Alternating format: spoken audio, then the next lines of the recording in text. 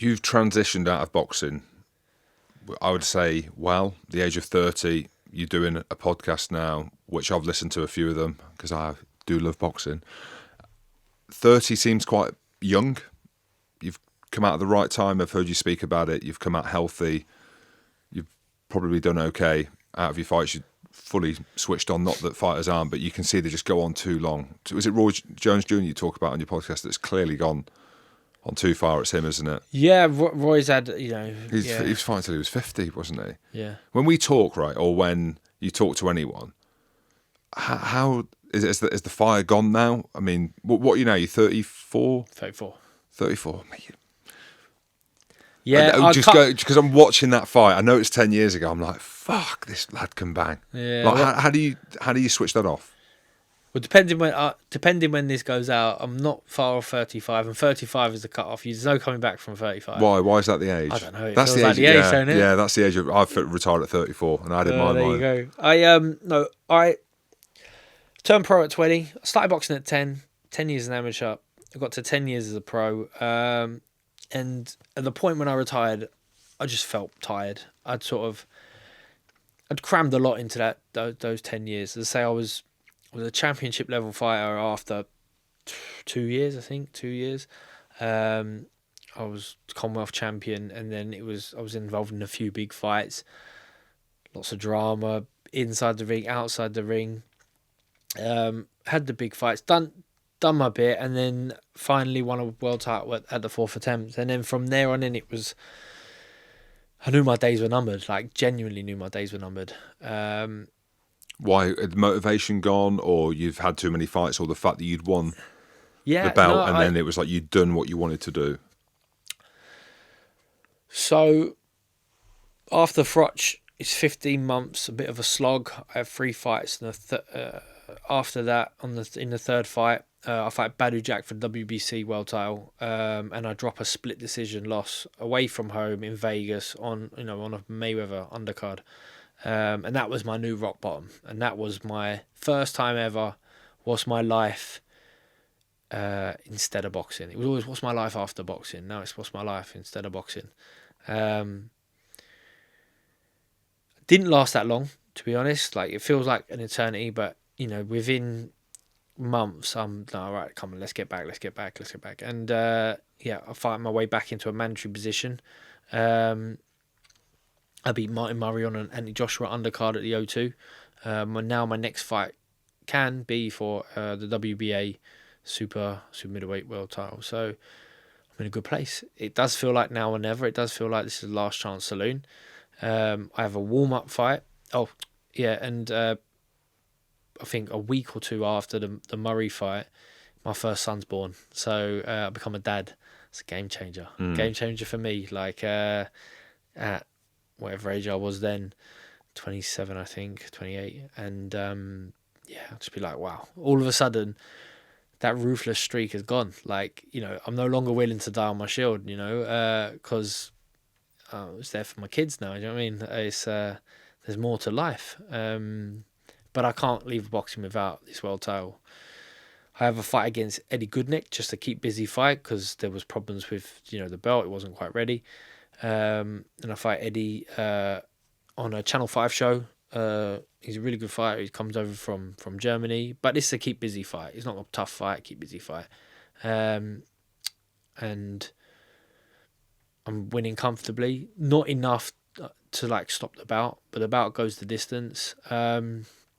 Get back to the changing room, and then my physio Kevin comes over and says, sorry, really bad news, but Eddie's collapsed in the changing room. So I know what that means. Like, that's you don't want to hear about fighters collapsing in changing rooms after fights. So he quickly gets rushed to Paddington Hospital. They induce him into a coma, and he's fighting for his life. He's had I think a brain aneurysm, or I'm not exactly sure. So he's in a terrible state. I then go with my promoter, Nissa Sowland, who had even promoted Eddie over the years. So they all knew each other. He knew the family, he knew the sister, he knew the dad, the brother. We go in, we see him, and he's in a real bad way. I wasn't aware of that. Yeah, no, he's So from Saturday night to maybe Tuesday or Wednesday, I see him. Obviously, he's in a coma, and he's a fraction of the man. He's like half the size that he was. It's bizarre. You wouldn't think it was possible. Now, Eddie's got 3 kids at home. I know that. His wife couldn't come because she's got to stay at home and look after the kids. And all I'm thinking is, I'm a dad now, and what on earth is this all about, this boxing game? I wasn't getting paid enough for this fight. Not being weird, not being funny, being like, he definitely wasn't getting enough for this. Like, this is not worth it. The family were lovely. They were like, this is boxing. We understand. We don't hold you accountable. We don't hold you. We don't blame you. Which probably was the difference between me boxing on and not. I left that thing. I left that situation. Just the hospital visit. Just like numb and weird. Like, never knew that was me, to be honest. My wife always jokes that I'm sort of ruthless. I have zero empathy, and as kind and considerate as I try and be and generous, it still is like, when it comes to boxing, you shut the gym door and boom, it's all about me. I'm in there. I'm a killer. I'm ruthless. But then I stopped using that phrase. Like, I didn't want to be a killer anymore. Didn't want that killer instinct. Couldn't leave the sport without a world title though. I hadn't had enough out of the sport. The sport owes me more at this point. I've bled for it. I've given everything for it. I've been booed on the way in. I've been cheered on the way out, and now no one cares. First fight with Froch, people are booing me. Second fight, they're cheering me. Badu Jack, no one cared, and like, that was even more deafening. So it's like, no, I need to get mine. What's mine? The fight gets set. It's Fedor Chudinov. He was the champion, but something went on, so it ended up being a vacant belt. Tough Russian.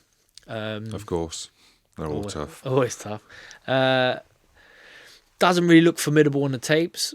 It boxed a guy that I knew, Frank Buglioni, who I'd done a lot of rounds with, like a friend, Frank Buglioni. And I remember in the build-up to the fight, someone asked Frank, "You've done rounds with George, and you've fought Fedor, and how do you think it's going to go?" And I thought he would say, "Yeah, well, Fedor's good, but Groves will, should be comfortable." And he sort of sat on the fence, and he's not like that. It wasn't protecting his, like, I've lost to Chudinov, so I can't say he's not that great. That did make me think, oh, this Chudinov might be a bit more tough than I think he's going to be, and he was. The fight starts, and he's just like a little wrecking ball. He's very easy to hit, which was the only thing that saved me in that fight. But he's just marching me down, catching me with big shots after big shot. And this last chance saloon for me, like, fourth time of trying, I don't think I'm going to be able to come again. I do not believe that emotionally, mentally, I would have been able to. It was just so tough. It's just such a slog to get back to this point. It's the end of the third round, literally on the bell. Chudinov rolls this big right hand over the top, and it lands right on the button, right on the jaw, and I hear this loud crack, and I go, oh, I know what that is. Like, so he broke my jaw. I've had that before. I broke my jaw 10 years prior in Poland as an amateur, so I knew exactly what was going on. Maybe those first-hand experiences were pretty decent. So I go back to my corner, I sit down. Shane McGuigan, the coach, tries to take my gum shield out, and I just go, nah, just leave it in. I didn't tell him why, because I didn't want him to worry. But I was like, right, let's get this job done. Right? It's now or never. Next round, I get a cut across the eye. Blood's coming into the eye, which is obviously never ideal. You're always taught as a fighter, don't wipe the blood away from your eye. Don't wipe it away, because you're giving the referee an excuse to stop the fight, or he's obscuring your vision. You can't see the shots coming. I've got to stop the fight. So, but at this point, I'm like, this shit will bust, man. I'm wiping the blood away, having a look. But as I say, the whole time I'm landing shots at him. They're not having any effect at all, but at least I'm landing. I'm thinking, water in the basement. Just keep whacking him downstairs. This will catch up with him. It's only round 4. It's only round 5. We'll get him. 6th round comes out. And yep, same again. He's marching me back, but I bounce off the back leg. Vintage Groves, like old me, old me off the back leg whack, and the right hand comes over the top, and it momentarily stuns him. And I just remember thinking, well, it's now or never. Go for it. You can't blow this now. And you'd always have that anxiety about as a fighter that you empty the tank, he weathers the storm, and you're gassed, you're fucked, and you won't recover. And he is that he did a way about him where if I couldn't get rid of him now, he probably would have eaten me up because he was just finding a home for that right hand. But go for it, man. And I think it's 30, maybe 40 unanswered punches later. Stephen Gray, the referee, calls a halt to the action, which was just the sheer relief. It wasn't even like it was obviously pure happiness, but not really like excitement, joy. It was relief. Yeah, it was weird. It was really, really weird.